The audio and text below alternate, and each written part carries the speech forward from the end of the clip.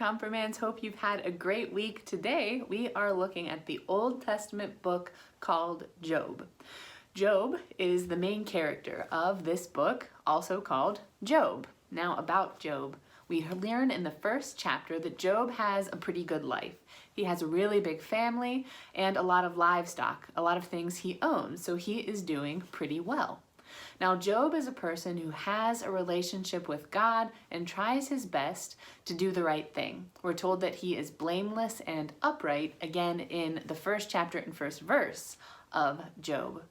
However, after we learn that Job has a pretty good life, all of these terrible things start happening to Job. His children die, his property is destroyed, and he experiences painful illness too. But Job continues to bless God throughout all of these terrible experiences. Now, as Job's going through this, he's going through so many awful things. He's crying out to God and he has belief in God, but there are times when Job just gets so angry too. And here's kind of an interesting thing about this book. We learn about why there are people who think when something happens to someone, when something bad happens to someone, it was this old type of thought that you must have done something to deserve it. So we meet some of Job's friends, and those friends assume that all of these awful things are happening to Job because he did something wrong. But we hear over and over again that Job is good, essentially. Job is blameless and upright. He didn't do anything for these bad things to happen. These bad things simply are happening, and that's not the case. You don't do something bad and then something bad happens to you in return. And during all of this time, Job tries to remain faithful, and he does. There are times when he's angry, but when Job calls out for God, God is always there. Now, Job questions God. Why are all of these bad things happening to me? And God, in kind of a fashion that we see God do a lot, doesn't give a direct answer. Instead, when he hears Job's question, God talks about the amazing creation that we've been gifted with. And so it might seem like, well, God, why aren't you answering Job's question? God, please tell Job what's going on, and please tell us what's going on. But instead, God talks about the gift of creation and how beautiful and how marvelous it is. And in that response, Job is able to see and hear something. That despite all the bad things that are happening, God is always with us. And God has created so much good around us. And that we are invited into that way of thinking about the world too.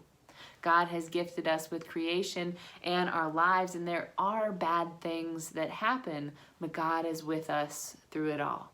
And now there's no easy answer to the question, why do bad things happen? And Job, this book of Job and the character Job teaches us that people don't do anything to deserve bad things that happen to them. They're simply things that are in our world and we live through sometimes.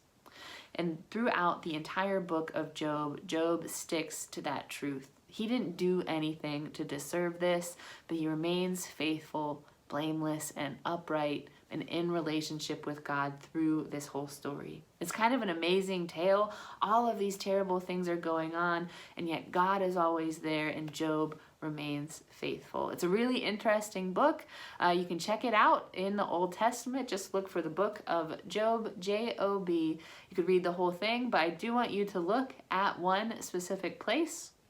There are these friends in the book of Job who help him go through the experience. Sometimes they're very unhelpful because they're asking that question, well, you must have done something, Job. What did you do? And saying that he is to blame for all of these things going on. But as they talk through it, they become an important kind of sounding board and go back and forth for discovering for Job his belief, and he holds tight to it.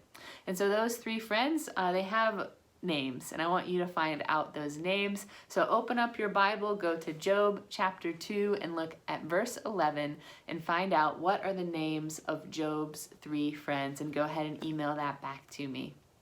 I hope you have learned maybe one or two things about the book of Job as we've been talking today. I hope you have a great week, and we'll see you again soon. Remember, as we're strengthening our relationship with God, a great way to do that is through prayer, whether it's on your own or with your family.